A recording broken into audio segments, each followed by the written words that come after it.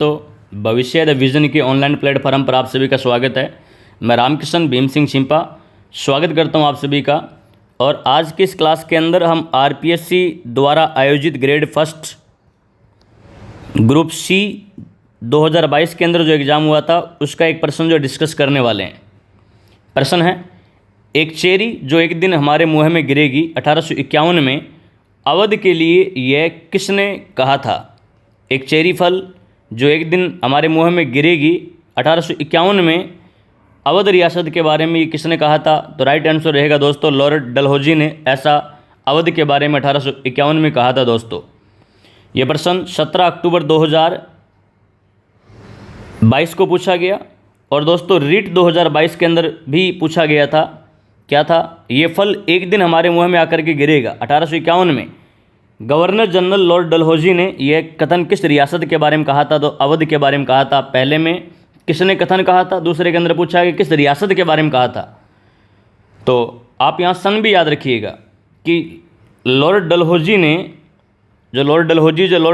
ने कब 1851 ईस्वी के अंदर किस रियासत के बारे में, अवध रियासत के बारे में क्या कहा था कि ये चेरी फल एक न एक दिन हमारे मुंह में अवश्य गिरेगा, या एक चेरी जो एक दिन हमारे मुंह में गिरेगी, या ये फल एक दिन हमारे मुंह में आकर के गिरेगा। ऐसा 1851 में भारत के गवर्नर जनरल लॉर्ड डलहौजी ने अवध रियासत के बारे में कहा था। दोस्तों ध्यान दीजिएगा, लॉर्ड डलहौजी जो है, यदि हम लॉर्ड डलहौजी की बात करें तो लॉर्ड डलहौजी की नीति थी गोद निषेध प्रथा, व्यपगत सिद्धांत, या यूं कहें डॉक्ट्रिन ऑफ लैप्स थ्योरी थी, हड़प की नीति थी इनकी।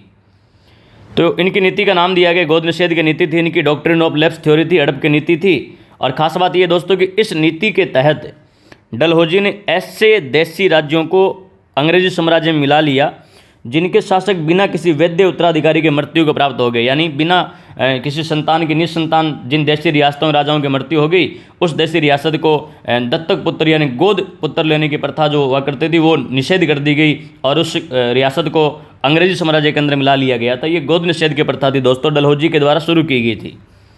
इम्पोर्टेंट है, मैक्सिमम बार एग्जाम के अंदर पूछा गया दोस्तों, ये पूछा गया है कि गोद निषेध की प्रथा के तहत या नीति के तहत सबसे पहले किस रियासत को हड़पा गया। तो सबसे पहले सतारा रियासत को हड़पा गया 1848 ईस्वी के अंदर। और यदि हम बात करें सतारा को 1848 में हड़पा गया, संबलपुर जैतपुर को 1849 में हड़पा गया, बघाट को 1850 में हड़पा गया, उदयपुर को 1852 में, झांसी को 1853 में हड़पा गया और नागपुर को 1854 में हड़पा गया। आप ये लिस्ट जो है लंबी चौड़ी, कोई ज़्यादा लंबी नहीं है वैसे, ये 5-6 नाम दिए गए हैं, इनको अच्छे से याद कर लें ताकि कोई प्रश्न मिलान करो या कोई डायरेक्ट जानकारी आपसे पूछे तो आपका प्रश्न गलत ना हो यहाँ से। चलिए, लॉर्ड डलहौजी जो था ये करौली को भी इस नीति के तहत हड़पने का प्रयास कर रहा था, अंग्रेजी साम्राज्य में मिलाने का प्रयास कर रहा था दोस्तों। लेकिन कोर्ट ऑफ डायरेक्टर्स जो है उन्होंने यह कह करके अस्वीकार कर दिया कि करौली जो था ये करौली संरक्षित मित्र था, न कि आश्रित राज्य था। दोस्तों लॉर्ड डलहौजी जो था अवध का भी ब्रिटिश साम्राज्य में विलय करना चाहता था। इसने अवध रियासत के बारे में कहा था कि ये गिलास फल, चेरी फल एक न एक दिन हमारे मुंह में आकर के गिरेगा, ऐसा डलहौजी ने अवध रियासत के बारे में कहा था। और 1854 में कर्नल जेम्स आउट्रम को लखनऊ का रेजिडेंट बनाया गया। इसने प्रशासन की दुर्दशा का वर्णन किए। लखनऊ जो गोमती नदी के किनारे बसा हुआ है, वर्तमान में उत्तर प्रदेश की राजधानी लखनऊ जो है, उसके दुर्दशा का वर्णन जेम्स आउट्रम के द्वारा किया गया। अतः डलहौजी ने अवध के नवाब वाजिद अली शाह पर आउट्रम रिपोर्ट के आधार पर कुशासन व संधि भंग का आरोप लगाया और आरोप लगा करके 13 फरवरी 1856 को अवध का विलय जो अंग्रेजी राज्य में कर लिया।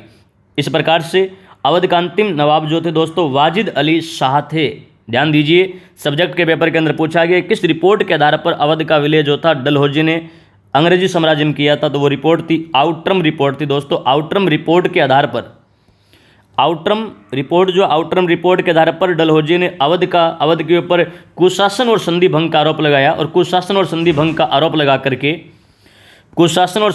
आरोप लगा करके अवध का विलय 13 फरवरी 1856 को अंग्रेजी साम्राज्य में कर लिया और अंतिम नवाब वाजिद अली शाह को पेंशन देकर के कलकत्ता भेज दिया।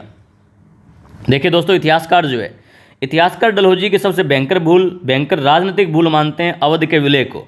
इंपॉर्टेंट है। सार्वजनिक निर्माण विभाग पीडब्ल्यूडी विभाग जो है, पीडब्ल्यूडी विभाग जो है, इसकी स्थापना लॉर्ड डलहौजी के समय हुई थी और डलहौजी ने 1853 में हैदराबाद रियासत से ऋण के बदले बरार का क्षेत्र ले लिया था। कुछ जानकारी और बताऊं तो भारत के अंदर सबसे पहले रेल जो है 1853 ईस्वी के अंदर सबसे पहले रेल जो है वो लॉर्ड डलहौजी के समय बम्बई से थाने के बीच में चली थी, लगभग 34 किलोमीटर लंबी, बम्बई से थाने के बीच में। और 1854 ईस्वी के अंदर कलकत्ता से रानीगंज के बीच में रेल चली थी।